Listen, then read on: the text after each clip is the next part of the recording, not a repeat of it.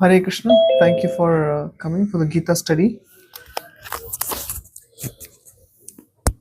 How about people from other religious beliefs? So, anyone who approaches God, they come under these four categories, whether whichever religion they might be. Doesn't matter. God is only one. Tesham jnani nityayukta eka bhaktir vishishyate priyo hi jnani notyartham aham sacha mama priyaha. So this is what we had done last time. We did till 19. So next 2-3 verses, Krishna is telling Arjuna, of the four kinds of people who approach me, who is the most dear to me? And who is it? The Bhakti Yogis. A Bhakti Yogi, yeah. And in particular, in this context, the four people who approach God are Jnani. Jnani, Arto, Artharthi, seekers of wealth, and Jignasu, the curious. So out of the four, who is best? Jignasu? No. Jnani. Jnani. Jnani. How does Krishna define a Jnani? Who is a Jnani in this context? Yes. I think one part of it is that they have like the transcendental knowledge. Very good. Yes. One who has understood the position of Krishna. He is a Jnani. And the one who has understood position of God, position of Krishna, for such a person, when he practices Bhakti Yoga, he practices it with certain quality. It's not a casual practice. It's not once in a while, once in a blue moon practice. It is of a particular standard, the gold standard. And Krishna says, what is the gold standard? You can see here. Tesham jnani nitya yukta. Nitya means always. There is no stoppage. There is no cessation. He is always engaged in service to God. And what is the quality of his devotion?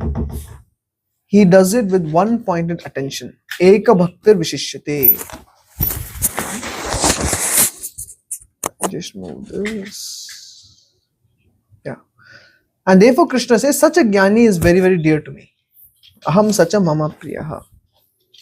Is it like a variant of moksha or something? Sorry? Is that like a variant of moksha? Moksha is something, it's not to do with service to God, but just to escape suffering. Moksha, liberation. Oh, okay. Yeah. That doesn't necessarily mean one is eager to serve God. Oh, okay. Yeah. That's a bit. It's more of escapism. Okay. Okay, who has the mic? Can you read? You want to read? Huh? You want to read? Can you read the translation? Of these, the one who is in full knowledge and who is always engaged in pure devotional service is the best, for I am very dear to him, and he is dear to me. Yeah, and he is dear to me.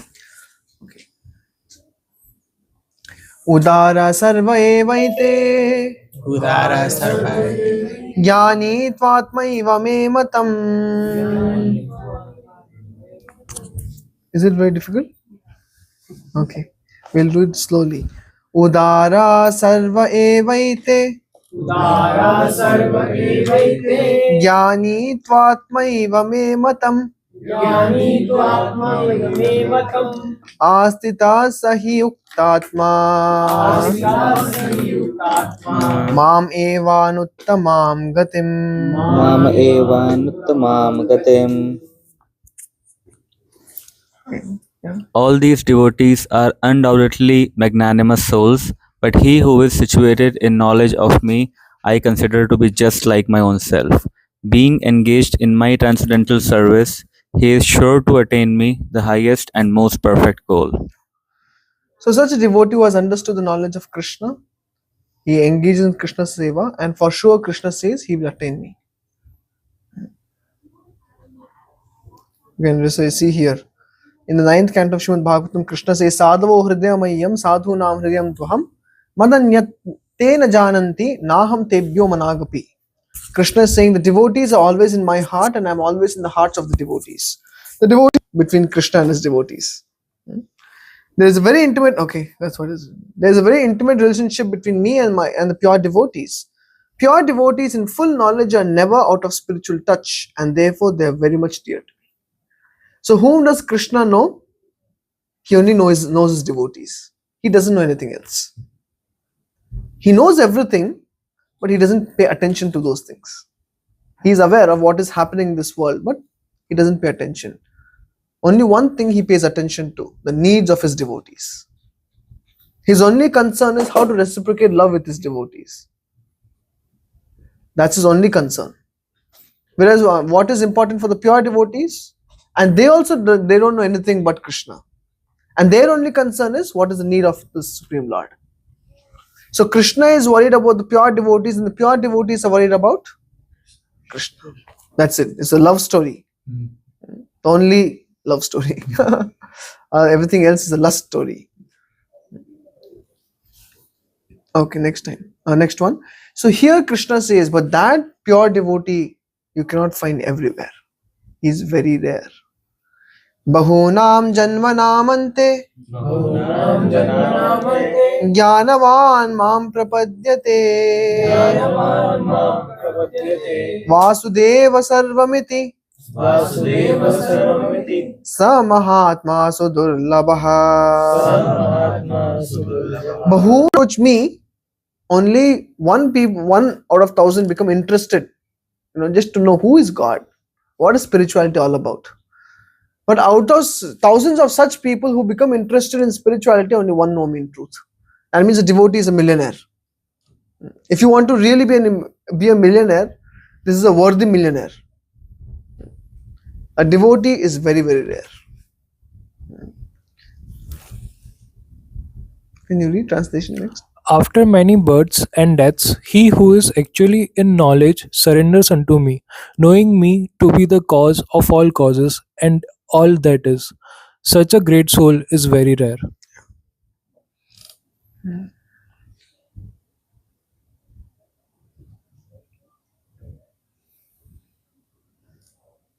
Okay.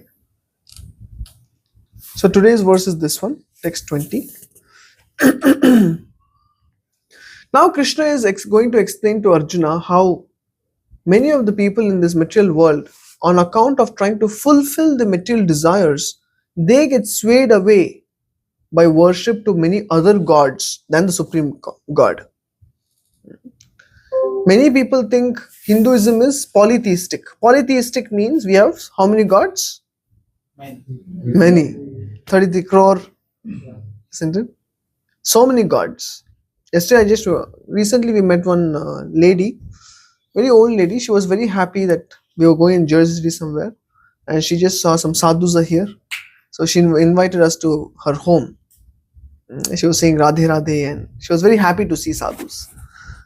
So then we just had a brief conversation, and finally, while she bid us farewell, she said, anyway, all gods are one.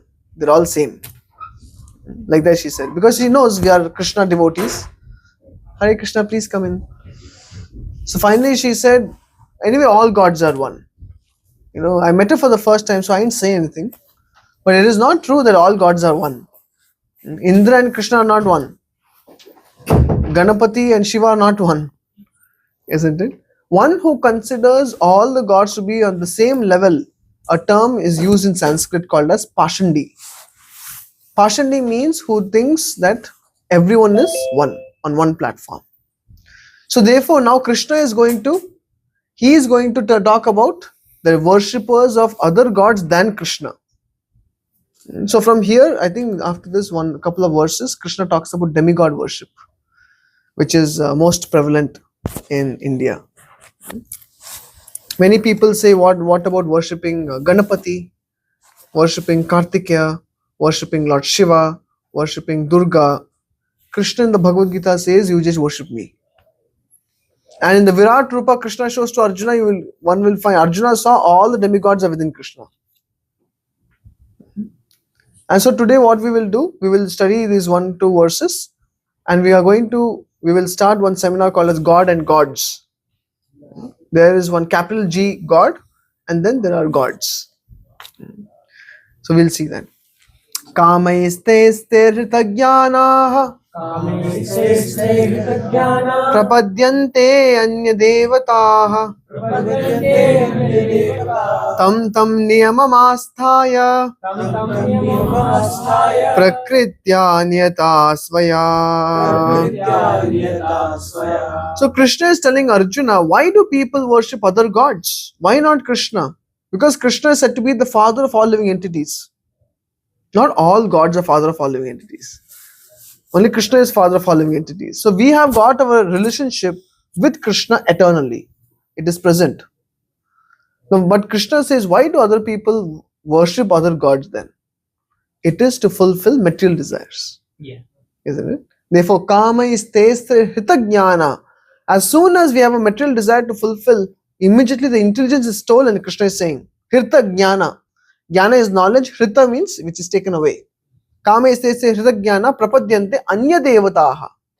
Such people, having lost the intelligence, they worship all other gods. And if 33 crore gods are not sufficient, they will make up their gods. New people as gods. Mystic yogis as gods.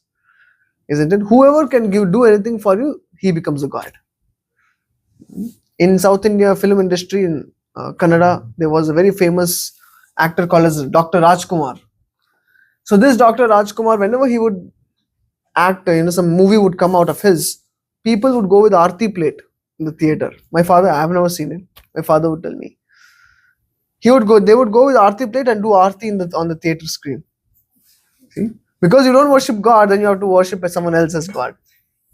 So 33 crore is a limited number. Actually, now we have increased it. Everyone is God. Every gully in India can give you one God today. Isn't it?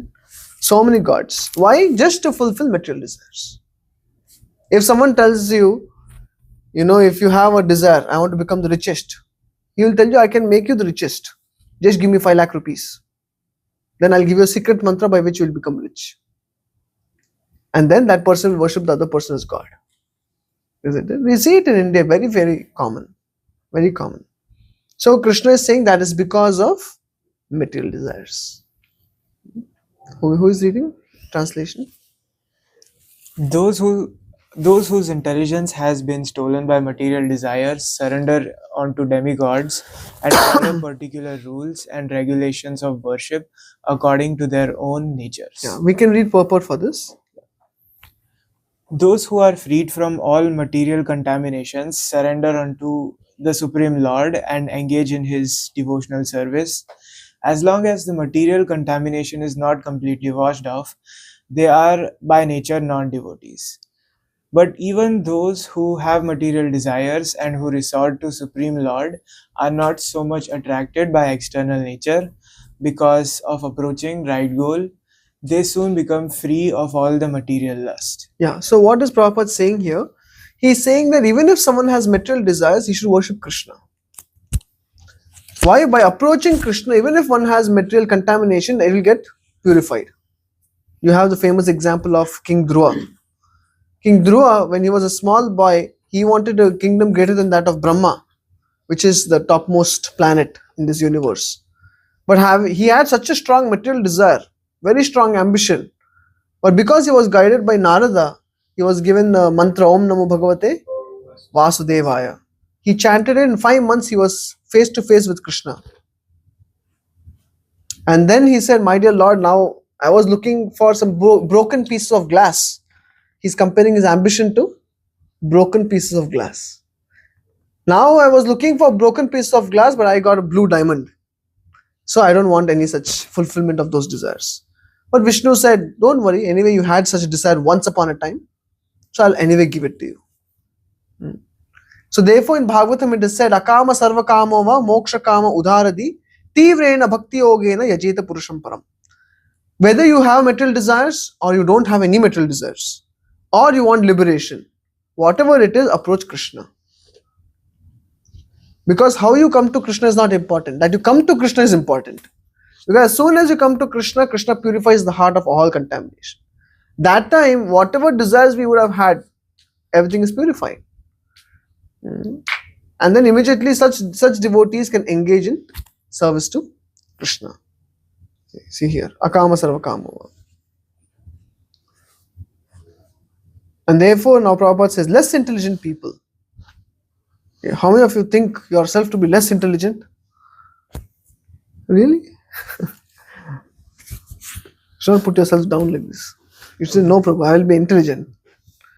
Less intelligent people who have lost their spiritual sense take shelter of demigods for immediate fulfillment of material desires. So now we'll do the God and gods. We will understand more.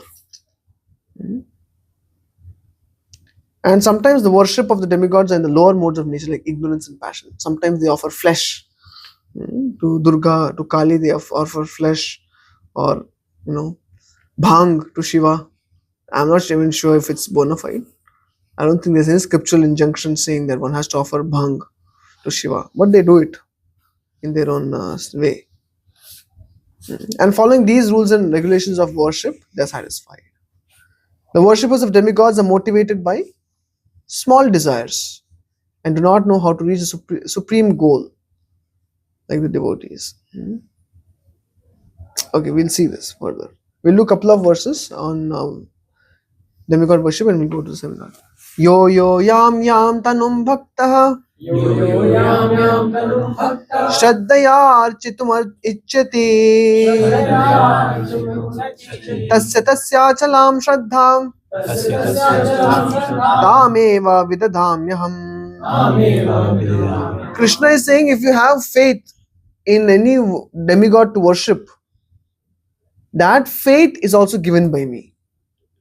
If you say, I'm a big worshipper of Ganapati, because you have faith in that worship, Krishna says that faith to worship that God is also given by me. Because you don't want to surrender to me directly, okay, you go to my servants. You go and Bahunam Janvanamante. After many lifetimes, you come back to me. It's an indirect worship. Because we have to worship someone. Yeah, translation.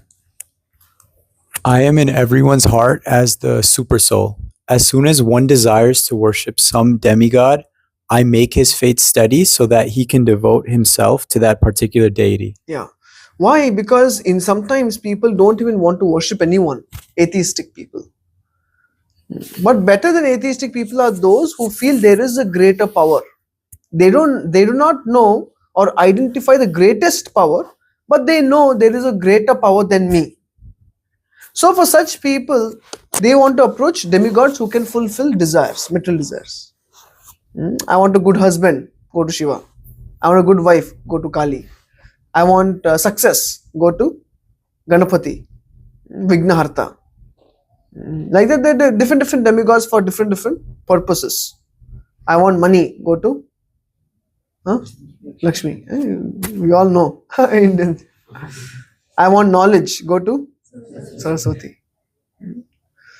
Durga is for Tuesday, right? Durga worship Tuesday. Hanuman is Tuesday. And Durga is?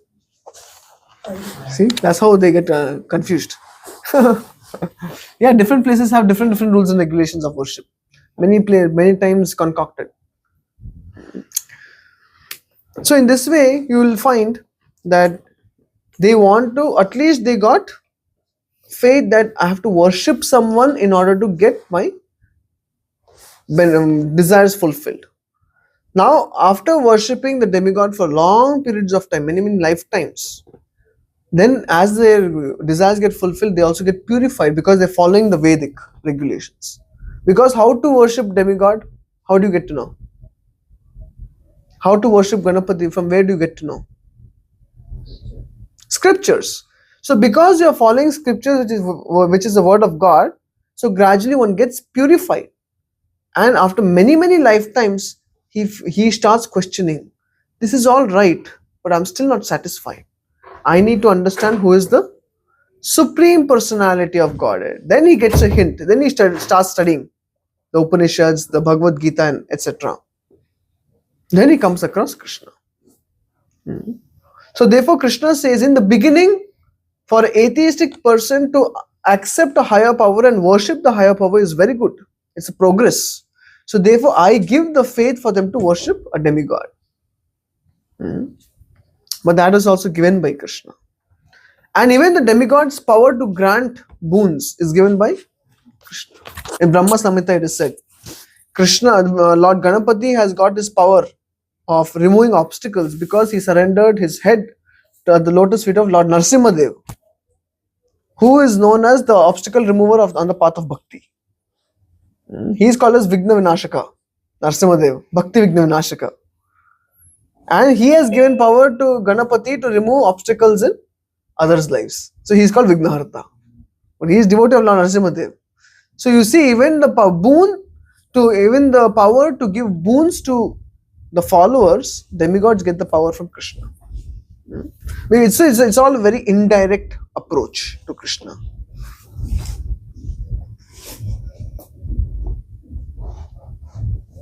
Okay, and next one we'll do. Sataya Shraddhaya Yuktas Tasyaradhanam ihate Labate cha tatah kaman Mayeva vihitan hitan. And next translation. Endowed with such a faith, he endeavors to worship a particular demigod and obtains his desires, but in actuality these benefits are bestowed by me alone. So Krishna is saying, so if you worship Saraswati and get knowledge, using, okay, thanks to Saraswati Devi, I got knowledge. But Krishna is saying these benefits are bestowed by Krishna gives Saraswati the power to give knowledge. You able to understand? So Krishna is taking a back role because you don't want Krishna. Krishna says, okay, I won't be there for you. So you take these demigods. But when one becomes spiritually mature, that is the time he wants to meet his father. Aham bija pradah pita. That time he goes to Krishna. Antavat phalam tesham tadbhavat alpamedasam tadbhavati alpamedasam devan devaya joyanti madbhakta yanti mamapi. So what is the problem in worshipping demigods? It's fine. So anyway, now we understood Krishna is only giving the demigods the power to give us benefits. Continue worshipping demigods. What is the problem? Krishna says there is a problem. Antavattu phalam tesham. The benedictions given by demigods, they have an end. They are not eternal benefits. They die with the body. Or the benefits can go for multiple lifetimes. But they have to die one day. Antavattu phalam tesham. And therefore, because these fruits are not eternal fruits, given by the benedictions are not eternal, it's only the less intelligent people. Alpa medasa, alpa solpa means little. Alpa medasa means medha is grey matter. For those people who don't think so much, alpa medasa, they go to demigods to get fruits which are temporary. But my devotees worship me and come to me. Mad bhakta yanti mamapi. And the demigod worshippers go to the planets of the demigods. And where are the planets of the demigods? In the material world. Planets of the demigods are also in the material world. Like Indra's planet is where? Swargaloka, material world. So all the demigods have their own planets, but everything is in the material world. But Krishna's planet is outside the material world, spiritual world, Vaikuntha. What is the difference? Can someone give me the difference between material world and the spiritual world? Yes, one? Material world gets destroyed when there is like when Shiva does the lie or like after a particular time. Yes, material world gets destroyed at the end of Brahma's day. Every day, as Brahma sleeps, whole material universe is destroyed. Isn't it? Okay, good. Then any other difference? Whereas spiritual world never gets destroyed. Yeah. Any other? Material world has souls and material world has like souls but also bodies. Okay. In spiritual world, the living entities are in their true constitutional identity, fully blossomed. We all have a personality in the spiritual world. You are actually someone in the spiritual world. But having forgotten that, we have come to the material world accepting different designations. Engineer, doctor, lawyer, carpenter, American, Indian, Pakistani. These are all different designations of the body, not of the soul. But there is an eternal designation for the soul in the spiritual world. Okay, good. Thank you. Yes. So if the material world get destroyed, do the demigods get destroyed with the material world? And in that case, um, being attaining Krishna, complete Krishna consciousness and like being in like Ganga, I think that's how you call it. Yeah.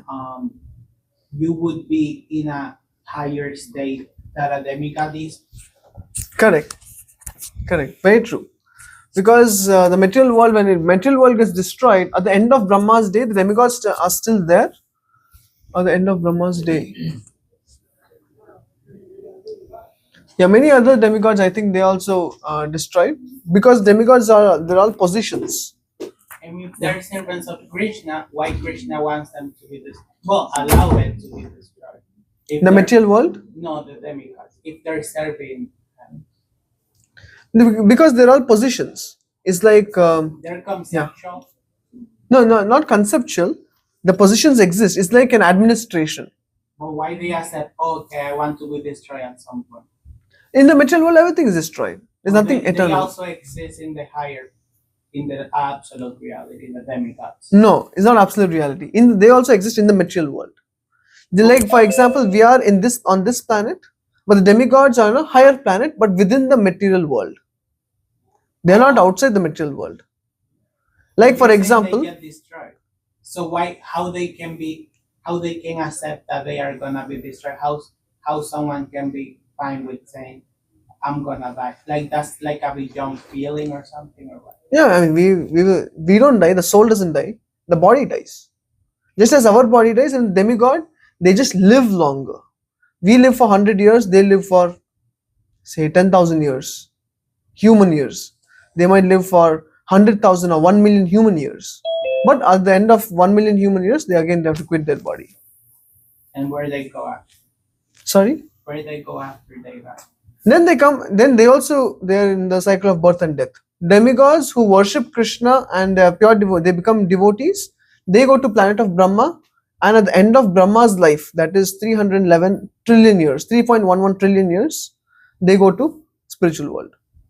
There's a whole process for them. But if they are materially motivated, they're stuck in the cycle of birth and death. And they can they could be a human again. Yes. So a human soul is capable of being a demigod. Yes. Okay. Correct. Like you can become Indra, the king of heaven. Also, You can do it, but there's a way to become a king of heaven. so different human souls can become as the same God because it is beyond time and like conception. I don't know. Yeah, so basically there's an administration, just like if you take a company, say take a company like Google. So there is an administration to run the company, isn't it? You have finance department, you have various departments. In the department you have head, you have a there's manager, senior manager, and different aspects. So the senior manager can be changed after a certain time, isn't it? Someone else can occupy the position. But we keep seeing them the same form. We see, for example, Ganesha or any other. We see them as Ganesha, but they're actually another soul within them. So are Correct. they aware that they're different, or they always like? Are they aware of that? So yeah, they are aware of that. It's just a title. So we see them like that, but in a deeper sense, they're different. But that's just the concept we have here on planet Earth. Correct. Yes. Because they're all just positions, and many different living entities occupy that position. Okay, got it. Like that. Yeah? Okay. So here, therefore, Krishna is saying the less intelligent people go and worship demigods because of two things. Why are they less intelligent? Because the fruits given by the demigods are temporary, and they go to demigods' planet, which is also temporary. Whereas when you worship Krishna, whatever Krishna bestows is eternal, and his planet is eternal. That's what Krishna is saying. Translation. Men of small intelligence worship the demigods, and their fruits are limited and temporary. Those who worship the demigods go to the planet of the demigods, but my devotees ultimately reach my supreme planet.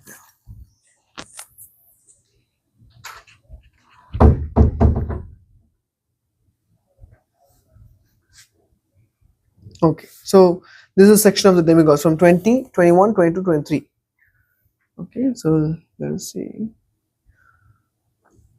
how much we can do.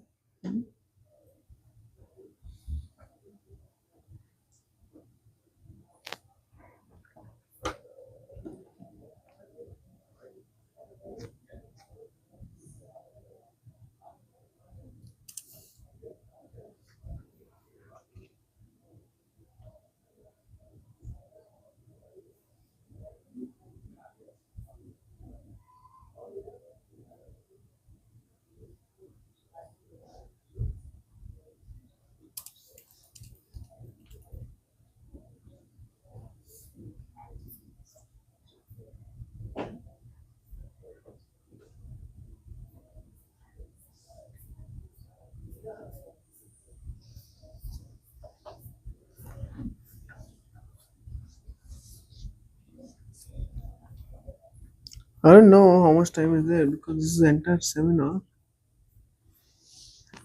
God and gods. Maybe what we will do is we will quickly go through it. So the whole point is Krishna is trying to define his position. He's making a complete. He is trying to emphasize the unique position of Krishna versus the position of the demigods. Why? Because when we understand the unique position, that is when we can actually worship Krishna. Because you know who is Krishna. Krishna is not anybody. He's not anyone ordinary or anything ordinary, isn't it? So therefore, Krishna is trying to make it very clear who Krishna is and who are the other gods.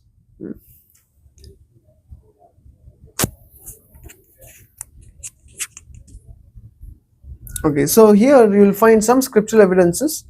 I will kind of rush through it, but we will just touch upon the vital points because it's a 2-hour seminar. So, scriptural evidences showing Krishna's supremacy. So this is the Veda in Rig Veda. Apashyam Gopam Anipadyamanama. It is written like that. What does it say? I saw a cow by Gopala Krishna who is infallible. These are evidences to show how Krishna is God. First, we are understanding how Krishna is God. And then Shankaracharya says in Gita Mahatmya, if at all you have only time to study one literature, study Bhagavad Gita. Ekam Shastram Devaki Putra Gitam Eko Devo Devaki Putra Eva. If you have time to worship only one God, worship Krishna. Eko Mantras Tasya Namani Ani. If you have time to chant only one mantra, chant his name. And karma pi ekam tasya devasa seva. If you have time for some little work, some seva, just do his seva. You don't have to do anything else. So worship him, chant his name, study Bhagavad Gita and serve him. That is sufficient for perfection. See, sahasra namnam punyanam triravritya tu yat phalam eka avritya tu krishnasya nama ekam tat prayachyati. In Brahmanda Purana it is said, by uttering the single name of Krishna just once, one attains the same benefit as that gained by reciting Vishnu Sahasranama 3 times. Yes, said.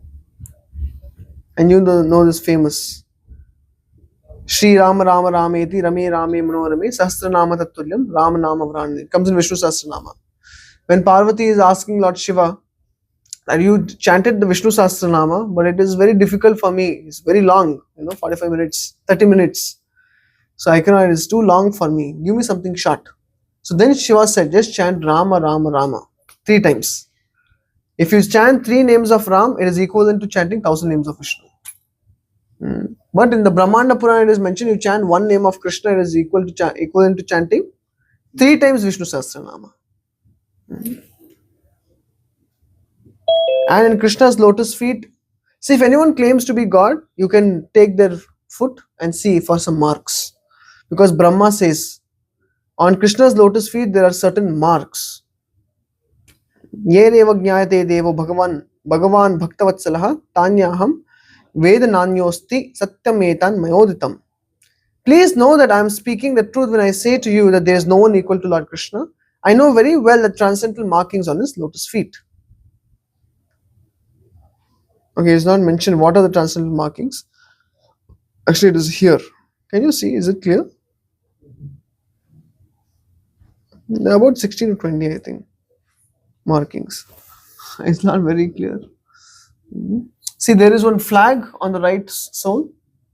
Flag is the Jai Pataka. Jai Pataka means the victory flag. Anyone who surrenders to Krishna's lotus feet, immediately he becomes victorious in his life, wherever he goes. It's the victory flag. And also you can see the umbrella. Umbrella means anyone who surrenders to Krishna's lotus feet become very famous. Because famous. What's that? Fame. Oh, fame? Yes, famous. So devotees become very famous. Like Prahlad is very famous because he took complete shelter of Krishna. Isn't it? They become very famous. Yeah. But shouldn't we not aim to attain fame? Or it is just seen as a byproduct? Byproduct. Okay. Yeah. We don't aim for it. Yeah. So like this, there are certain many markings. There's one Sudarshan Chakra. That means when anyone who takes shelter of Krishna's lotus feet, all the evil is destroyed in his life. All disturbances are destroyed. There's conchal also on the left top. Conchal means there's auspiciousness in one's life who surrenders to Krishna. Like that, so many are there. A matsya is fish. Fish is for, it indicates that one who takes shelter of Krishna's lotus feet, he overcomes lust. It is mentioned. So like that, many are there.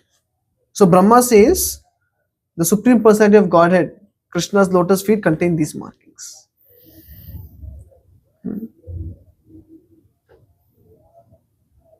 Yeah. 16, I mentioned 16 auspicious markings. And I think last time we were discussing, Krishna is, he has three main characteristics. God has three main characteristics. First one is Param Tattva. Param Tattva means there is no equal to him. And he is the original. That means after him, everything has come. Or from him, everything has come. When there was no creation, it is said Narayana Paro Vyaktat. Shankaracharya says, I think. That means even before anything was created, Krishna was there. So who created him? No one created him. He was just there. Isn't it? We can't understand everything. That's why he is Param Tattva. And Sarva Shaktiman. Sarva Shaktiman means through his energies, he is running the material world. He is holding the planets together. He is because it is said Mad Bhayat Vati Vatoyam Surya Stapati Mad Bhayat Varshati Indo Dahati Agnir Mityus Chariti Mad Bhayat. Out of fear of me, the wind is blowing. Out of fear of me, death is taking its toll. Out of fear of me, the fire burns. Out of fear of me, Indra is showering rains. Out of fear of me, the wind is blowing. Krishna is saying, third canto. So therefore, Sarva Shaktiman means he is the one running everything in this material world. We think we are running. Even if we don't do anything, the material world is running, isn't it? Material world is placed in a particular situation, in a particular position. The planets are also moving. The sun is shining. The nature is growing, as in it is fruits, flowers. What is our contribution? How many of you are regularly supplying fuel to the sun? Our day we have no contribution. We also pay no electricity bill to the sun, isn't it? So why is sun shining? Krishna says because of fear of me. Like that. So in this world, everything what you see which is running is all because of my energies. Therefore, he is called as Sarva Shaktiman.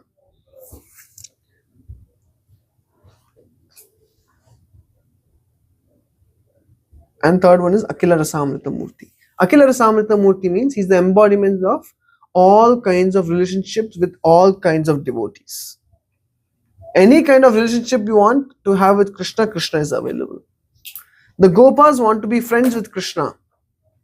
Krishna he becomes a friend for them. If you read the Krishna book, you will find how Krishna is jumping and playing. Krishna, if you will hear that Supreme Personality of Godhead, he is jumping and playing and laughing and crying with his friends.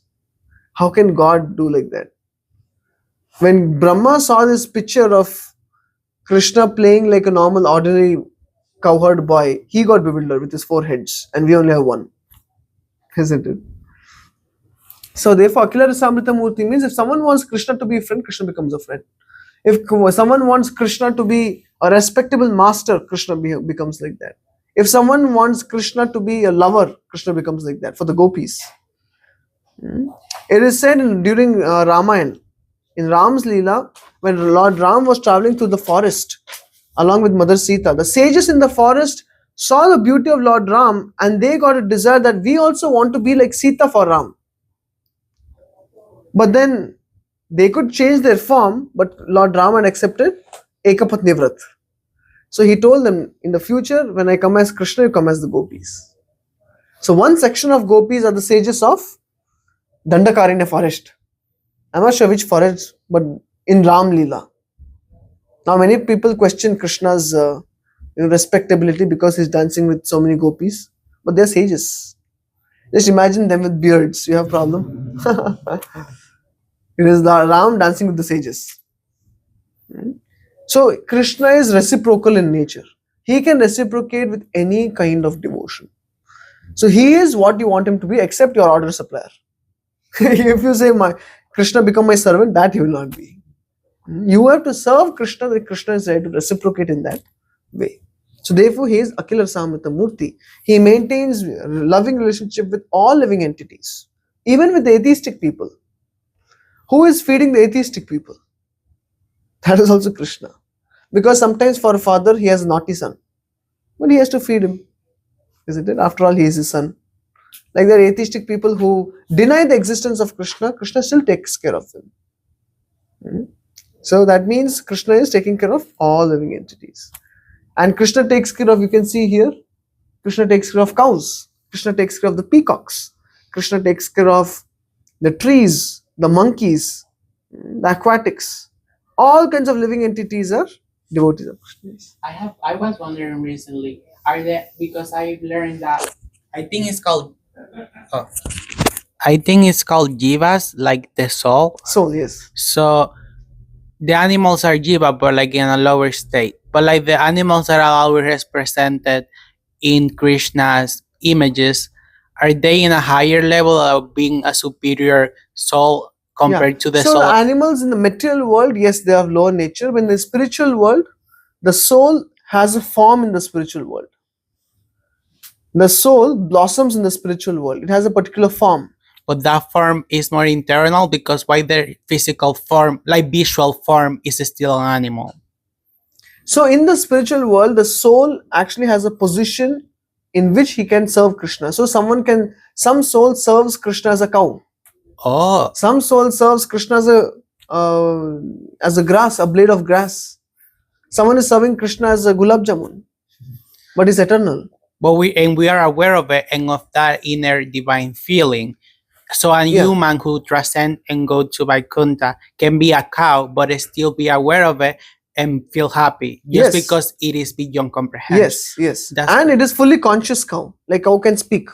Wow. Yeah, fully okay. conscious. That's lovely. But it has a particular way how it serves, how the cow serves Krishna. Okay, thank you.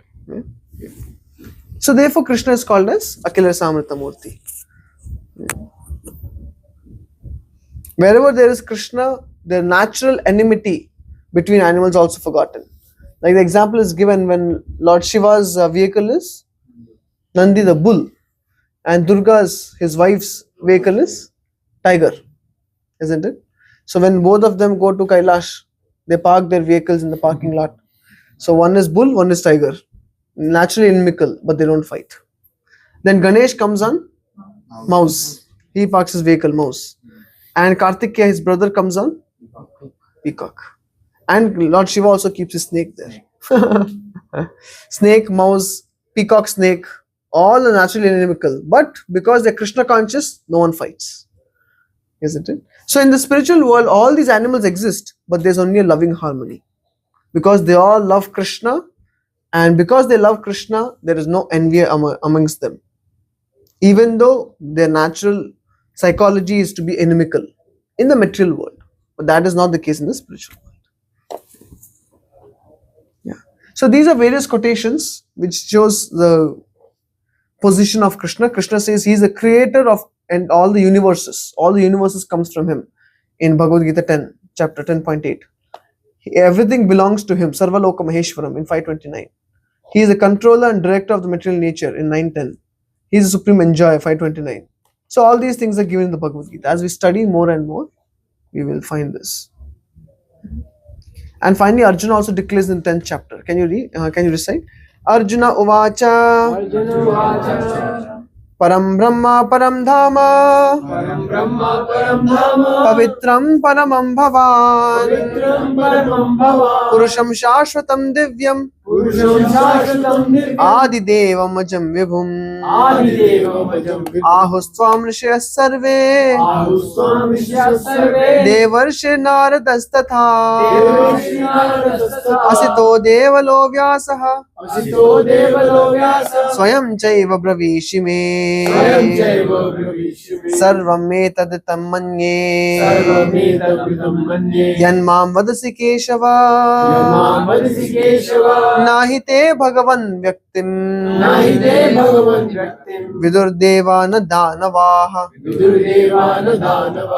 Can one of you read the translation? Arjuna said, "You are the Supreme Personality of Godhead, the ultimate abode, the purest, the absolute truth. You are the eternal, transcendental, original person, the unborn, the greatest." All the great sages such as Narad, Asita, Devala, and Vyasa confirmed the truth about you, and now you yourself are declaring it to me. O Krishna, I totally accept as truth all that you have told to me. Neither the demigods nor the demons, O Lord, can understand your personality. Yeah. So when many people say, I have problem with Iskcon because they only worship Krishna. So who is saying Krishna is God? First of all, Arjuna has understood by the 10th chapter that Krishna is God. So he is saying, my dear Lord, you are the absolute truth. Not just that I am saying it, but you yourself said it just now. 7th, 8th, 9th chapter, Krishna is saying that I am God. So Krishna said that he is God. Then the great sages like Narada, Asita, Devala, Vyasa, they have confirmed that Krishna is God. So three categories. One is Arjuna, his devotees like Arjuna. Second, the Supreme Lord himself. And third, the great sages. All of them confirm that Krishna is God. Prabhu, can I ask you a question? Yes. What about Vishnu? Is Krishna and Vishnu the same? Yeah, Vishnu, Krishna, they're all same with different mood. Lord Vishnu attracts more of awe and reverence. Krishna is more friendly, and he exhibits different rasa with his devotees.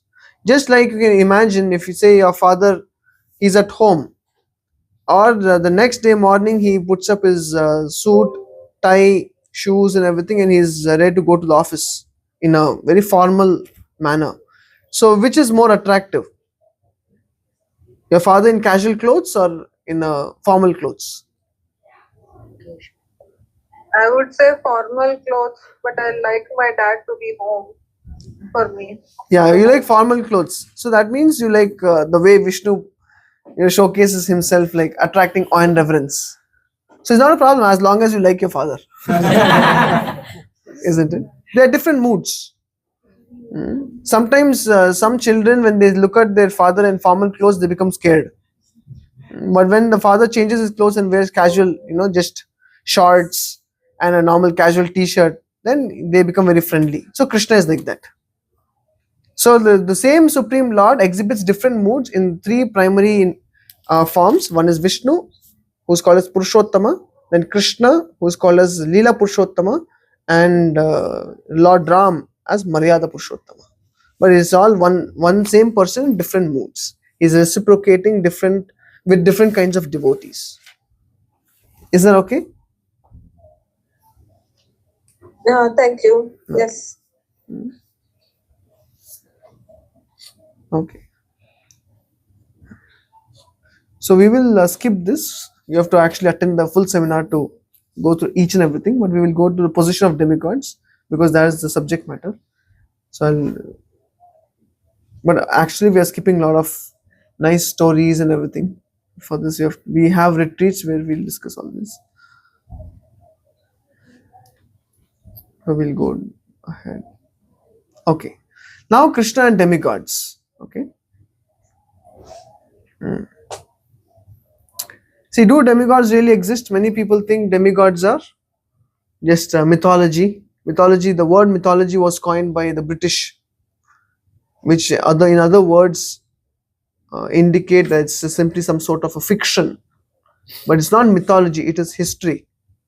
So, do demigods really exist? Definitely they do exist. So we will just go to the conversation of Ram and Shyam. So one of you have to become Ram and other should become Shyam. Who is ready to become Ram? Ram? Okay. And Shyam? Okay. Shyam. You can give him one mic. There's only one mic? Okay. Okay, maybe Tejan and Amit can be. Yeah. Tejan and Amit and yeah, you can be there. Tejan and Amit. Yeah. Okay. Oh yeah, it's Tejas, by the way. Tejas, okay. Okay. Yeah. So Ram and Shyam. Okay. Okay. Is it? Can you read? Is it legible? Yeah, I can read it. It's good. So do I start? Yes. Okay. When I tell our boys about the elaborate universal administration, With Krishna being ultimate God and all demigods being subordinate administrations, our boys wonder, is this a reality or is this all mythological? They ask, what is the need for so many demigods? Can't everything in nature happen by itself? Such questions reveal the ignorance of the modern thought. Everyone unanimously agrees that even a small experiment conducted in a laboratory cannot succeed without expert monitoring and control. And yet, it is a very great wonder that these very people readily believe that all the incredible phenomena happen in nature without any expert intelligence behind them. When you ask an atheistic scientist how Earth is able to produce grains, they reply, "We are hungry, so Earth produces." Does it make sense? It's like the child saying, "I get sandwich when I come to home because I am hungry." You may be hungry, but someone has prepared it and kept it there.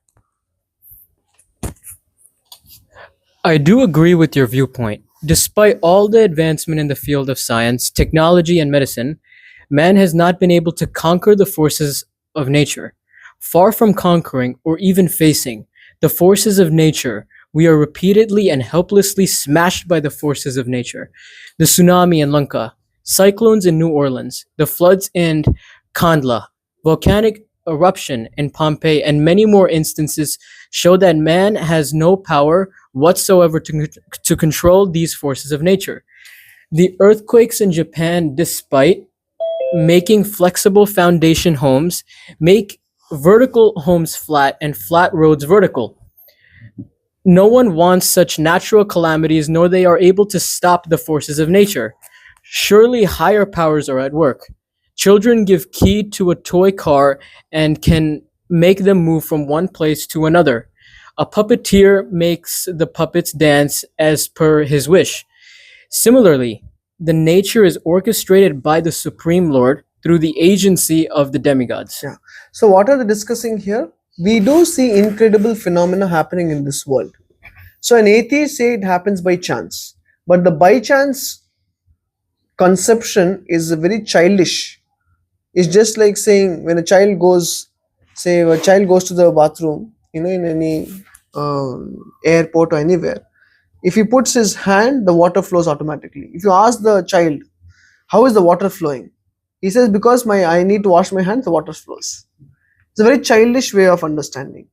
Why is the water flowing? How is the water flowing? Because there's a sensor, isn't it? How does the sensor come there? Someone has put it there. That child cannot understand, isn't it? So similarly, people cannot explain the incredible phenomena and they use the by chance philosophy. It has come by chance, or because I wanted it is there somehow. It's not very smart. So therefore they are discussing, Sham is actually telling Ram that actually if you observe carefully, even in this world, for incredible phenomena to happen, some intelligence is required. So what to talk about the incredible phenomena at a more natural level, at a more grand level? There has to be a bigger intelligence involved. Okay, continue. Sham? Yes, the Supreme Lord himself says in the Srimad Bhagavatam, Mad Bhayat Vati Vatoyam Suryas Tapati Mad Bhayat Varshati Indra Dahati Agnya Mrityus Charati Mad Bhayat. It is because of my supremacy that the wind blows out of fear of me, the sun shines out of fear of me, the Lord of the clouds, Indra, sends forth showers out of fear of me. Fire burns out of fear of me, and death goes about talking its toll out of fear of me. Lord Krishna says in the Bhagavad Gita 9.10 that the natural laws are working perfectly because of his superintendence. No one should think that nature is working automatically without superintendence. Ram? Some of our friends think that everything in nature goes on automatically. They don't accept the scriptural fact that there are presiding deities, demigods, for controlling water, air, fire, etc. It is true that nature is working, but nature, after all, is nothing but matter. Matter cannot work without being directed by a living being. In the ocean, we always see that there are great waves moving. Water is dull matter, but the air is pushing these great waves and dashing them onto the earth. Look at the rain. Sun is evaporating water, turning it into clouds. The wind is pushing the clouds. Then PVT conditions are changed as What clouds. is PVT? In chemistry, we learn, no? What is PVT? Oh, PVT the gas law. Pressure, Volume, and temperature, right? Are changed as clouds come to villages or towns or cities, and clouds pour down. If sun, clouds, and wind are all dead matter, then how can matter cooperatively work together to bring about a rain shower? Did you understand what they're explaining? Who can repeat? What is Sham saying? He's putting forth a very intelligent argument. Because Ram is saying that some people say there are no demigods. So Sham is saying, if there is no one controlling these aspects, then water is dead. Isn't it? Water, cloud, wind, these are all dead. But they all work in a good coordination for the rainfall to occur. So how can dead matter work in coordination? Isn't it? You able to understand? Sure? Okay. Yeah, continue. Then how can matter cooperatively work together to bring about a rain shower? My shirt is also matter. Can it crawl to the bathroom, get washed with water, get dried on the clothesline, fold itself and go and sit on my cupboard? Both Ram and Sham laugh. Dead matter cannot function on its own without aided by spirit. And that spiritual touch in nature is the demigods who are agents of the Supreme Lord. Sun planet, moon planet, earth planet, all are presided by a demigod. Is there any house lying without any owner? You may not see owner, but surely it belongs to someone. If owner dies, home goes to the government. Ultimately, there is some owner. Same way with planets, as in jail, everything is provided for prisoners. God has provided everything to us for our living through demigods. Yeah. So dead matter cannot move without spiritual touch. That means, you know the law of inertia? In physics we study law of inertia. Who can tell me what is law of inertia? Yes. An object in motion stays in motion, otherwise stopped by another force. Correct. You need another force to change whether it's in motion or it's not in motion. Yeah. Isn't it? So similarly, if the table is here, it is going to be here for next how much ever time it is going to exist. Unless another living entity has to picks it up and moves it. Isn't it? So that is in the law of inertia. That means the dead matter has no capacity to move without being aided by spirit. So the earth, the whole universe is just going to be there as it is if there is no spiritual touch. Is that clear? So the spiritual touch in nature, they are called as demigods. When you see the sun is shining, that means how is the sun shining? There is a demigod Suryadev. The water being evaporated. So water also has its function because there is Varun Dev, another demigod of water. So in that way, the demigods controlling different aspects of this universe so that the universe can function. Is that understandable? That's what Sham is telling. Yeah. Then Ram. That was a smart point, Sham. Scientists admit that nature is working in a wonderful way, but after all, nature is not under their control. Then under whose control is nature working? Saying that nature is acting automatically may be a convenient escape way, but in reality, such an explanation is utterly childish and foolish. Yeah. For every action that happens, there is inevitably an intelligent being behind it. Why do the rains come? To get an answer to this question, we should consider that what would happen if there were no rains? Without rains, there would be no grains, and without grains, man would starve to death. This is confirmed in the Bhagavad Gita. All living beings subsist on grains, and grains are produced due to rains. And man can only manufacture nuts and bolts in his factories, not grains. Thus, for this basic subsistence, he is helplessly dependent on the rains. Man cannot produce one drop of water or blood or one grain in his laboratory. He has to depend on God, who is providing all this through nature. Therefore, we can understand that the rains are a part of an intelligent design of the entire cosmos, meant to enable all living beings to survive. Even one of our final year students told me that he has to conduct experiments on metal pieces in a closed acid vapor environment. He said how adjustment of PVT conditions even on a microscopic level in our laboratory needs expert intelligence. He was admiring how the sun evaporates seawater, turns into clouds and again condenses where it needs to pour down rain. Thus, does rainfall happening on a macroscopic level in nature not require any expert intelligence? So you are able to understand the example? Sure, Gaurav? Yes? Are you sure? Your face is not saying yes. You are saying yes. It's important to understand. If you are not able to understand, you can ask question. But now they are taking an example of rain shower. In rain shower, if everything is dead, then rain should be very haphazardly happening, sporadically happening. But there are seasons. How come there is the cycle of seasons? That means there's an arrangement. Or otherwise, what should have happened is you should have summer, winter, autumn, spring, winter, summer, random order. But this is not random order. That means there is intelligence involved. You able to understand? Like that. Okay. Yeah. Why do some places see rains but other not? Karma. Because whenever, according to our activities, how we perform, how do we act in this world, that is called as karma. That determines what we deserve and our desires. So whenever the living entity desires, the tripod, Jiva, Paramatma, Prakriti, nature. Prakriti is material nature.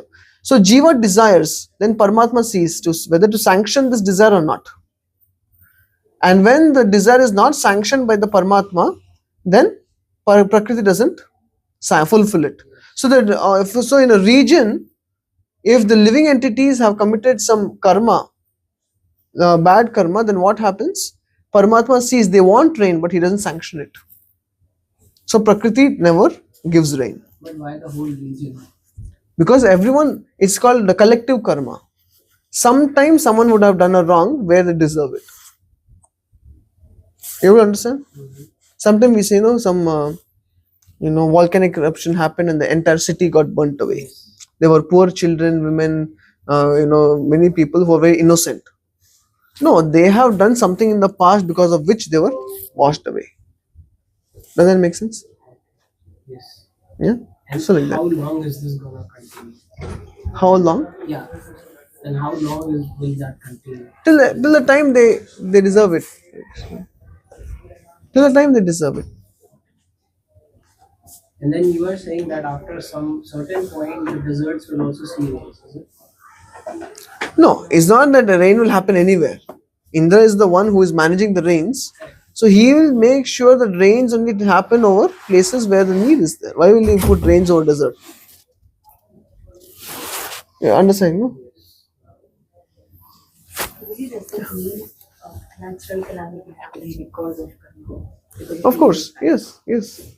Durga is the one who is inflicting the natural calamities. Adi Devika Klesha. The Trishul of Durga, they are the three kleshas. Adi Devika means natural calamities. Adi Atmika means calamities, problems in one's own mind and body, problems due to one's mind and body. And Adi Bhautika means problems due to other living entities. So these three are being inflicted by Durga on the living entities. This is all because of one's karma in the past. Yeah. So like something like worldwide kind of calamity, like how COVID was. So is that also like the world's karma where like it's coming, like because that was like affecting every single part of the world? Yeah, because it is reaction to man's activities. Say for example, there are many people in India, they were not affected at all. They didn't take any the booster vaccine, nor did they take any precaution, but they didn't get affected also. Because people who are living a good life as in Vedic lifestyle, they had such strong immunity, the COVID did not harm them. But people who are leading artificial lifestyle means eating all these foods from stores, where you have, say for example, almond milk. It has water, starts with water. That means big amount of water, few almonds, water, almonds, and you have another one entire paragraph of ingredients for almond milk. That means they're only eating chemicals. So they have killed their immunity. So one small virus can come and destroy them. So it is reaction to their own activity. Able to understand? Yeah. So we are suffering on account of our own activities. Okay, Sham. Okay. Therefore, the logical conclusion is that there are demigod engineers for controlling not just the rains, but every activity happening in nature. In fact, every one of our bodily limbs is controlled by demigods. For example, Soma, the presiding god of moon, is the presiding deity of the mind. On full moon days, it has been observed that tides in the ocean show maximum amplitude and mental problem of mad people in mental asylum increase. The sun god is the presiding deity of our eyes. Without sun, we can't see even our own hand. Despite all their powers, the demigods are still jiva tattva entities, insignificant. See, that is the point. Despite all the powers, demigods they're all jivas. Like you and me, we're all jivas. And demigods are jivas. But God, Krishna is not jiva. You understanding? So in tattva, in truth, God and jivas are different categories. The jivas depend on Krishna. Krishna is independent. Okay. Jiva tattva entities. Insignificant as compared to the Supreme Lord Krishna, the living entities are like small sparks, whereas Lord Krishna is like the sun, which is the original source of the sparks. So I'll show you one PPT.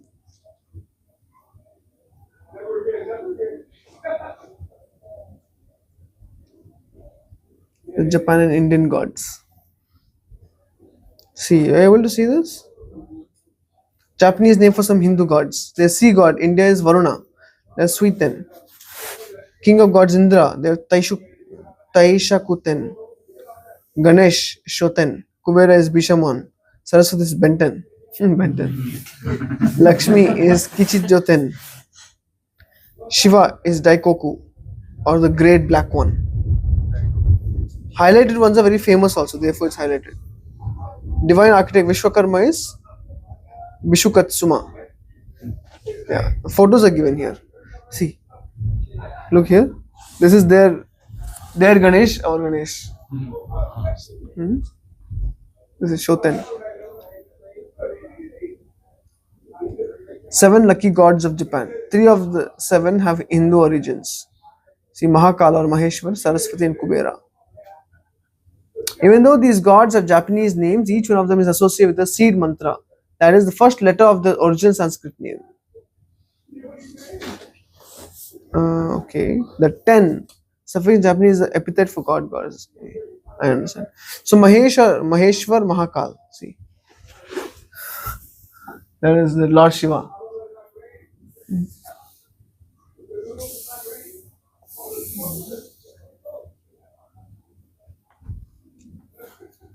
That is the Saraswati.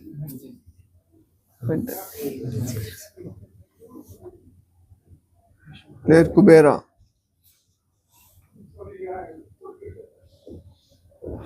There Lakshmi.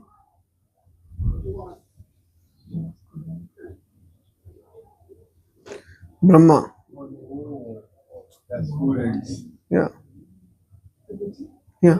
Since these demigods are jivas, are they eternal? I mean, like we are eternal. Do they change their bodies? They can change their bodies. They can. Yeah. If they own. Yeah. Like you are also once upon a time you are Brahma. Yeah.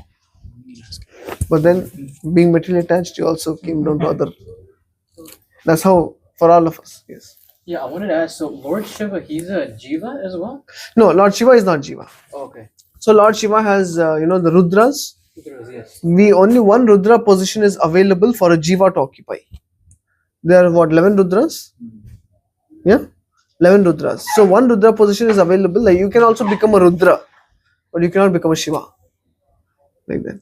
So one Rudra position is available for Jivas to occupy.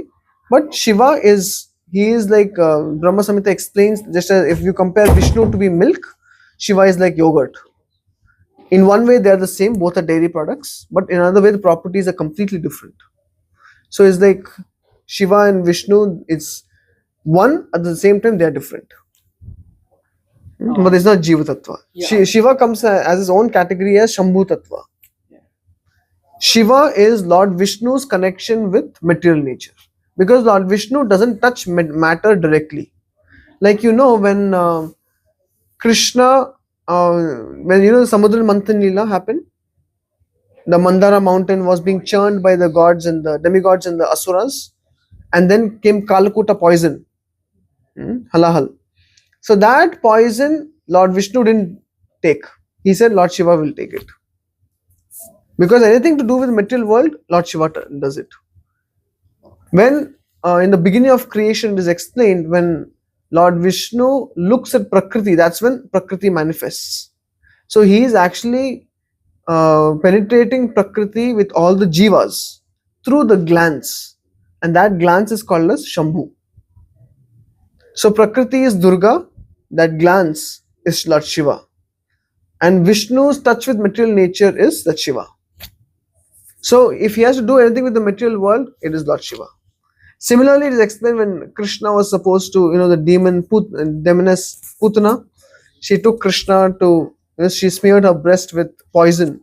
So she wanted to kill Krishna. So when Krishna had to suck her breast and there was poison, then it is said Lord Shiva came and sucked the poison aspect. Krishna only drank milk. It's like that. So anything to do with the material nature, it is Lord Shiva. But so it is Vishnu, but Vishnu's connection with Prakriti is Shiva, in one understanding. So I'm not sure how much you understood. No, I understood everything. Okay. The only thing, the technical aspect is, so from what I've heard, Lord Shiva actually comes from Lord Brahma. Is that correct? Like Lord Brahma. In this world, there's just manifestation. Like Krishna also comes from Devaki. Yes. But he's always there. But in this world, manifestation for the purpose of pastime. So just for the purpose of the story. Then. Yes. Okay. Thank you. Brahma is a jiva. Brahma is not any other tattva. But why is Brahma why is he a jiva? But he comes from Lord Vishnu's, Garbhodaksha Vishnu's. Correct, navel. Yeah, he's a very special jiva. Jiva, but he is very pious. He is very pious. But then if Brahma is materially attached, then he comes down. He also takes other birth. Or if he remains pure in consciousness, he goes back to spiritual world at the end of his life. So it is explained by some devotees that in the beginning, when the soul comes from spiritual world to material world, we all occupy the position of Brahma first. From there you can come down. Yes, either you go up back to spiritual world or you descend. And if one questions, but there's only one Brahma position, and not necessarily. It is explained the number of universes in creation is equivalent to if you take a big bora, a bag, and fill it with mustard seeds. How many mustard seeds might be there? You can say infinite. So those many universes are there. So Brahmas are, everyone could have been a Brahma. It's not impossible. So when you go back to the highest Spiritual world. Yes. It's not the demigod. No. Demigod is also material position. Like you want to be a CEO of a company, that is Brahma. Like that. But if you want to leave company and go to Krishna, it's another thing. Like some people want to be CEO, that is good position in this world. But if you want to be more ambitious, you want to be Brahma. Is even being even more ambitious. When you are dying, we will desire regarding that. Yeah. We will born. Correct, in that body. Correct. Yes. Otherwise, you will go back to the goddess. Wherever your desire is. If you have so much desire to be with Krishna, then you'll go to spiritual world. If you have any tinge of desire to be in material world, accordingly you'll be placed in whichever body. Okay, so Kubera is also there. Yama is Yamaraj. Indra, Varuna, the 4 Lokapalas. See, this is Indra. Elephant, that is ours. There also they have elephant, that's Choto elephant. That's in Nepal. Okay. Indra. See. This is Kubera. This is Yamaraj, the god of death. Varuna. Yeah. Same carrier. This is Bodhidharma. Okay, I think he's done some painting. Portrait of Bodhidharma. Garuda. See Garuda. They call it Karura. Vishwakarma. See in Japan, traditional fire ceremony like Yagya.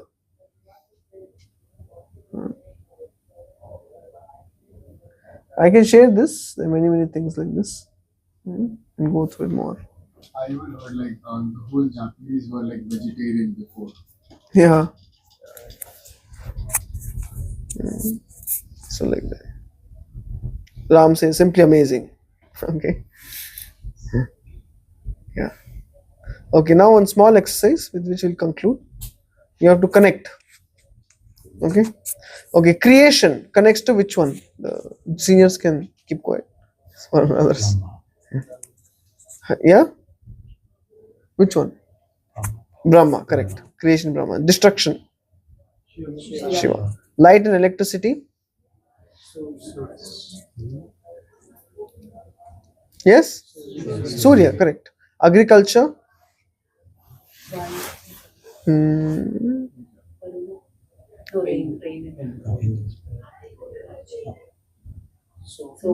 Soma, moon. Correct. Moon gives rasa. And rain? Indra. Huh? Who? Indra. Indra, correct. Indra, rain. Finance? Kuber. Justice? Yamaraj, correct. Air? Vayu. Water? Varuna.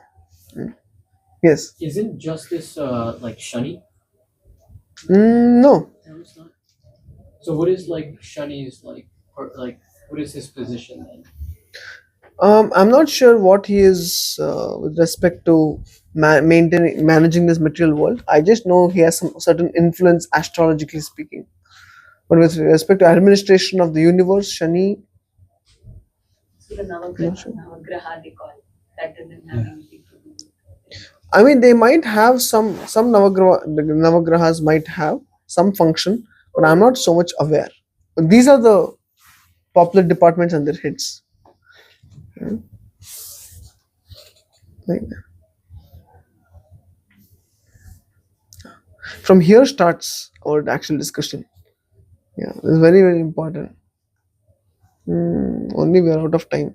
So what we will do, we will next time we will just discuss about this aspect. It's just one and a half page.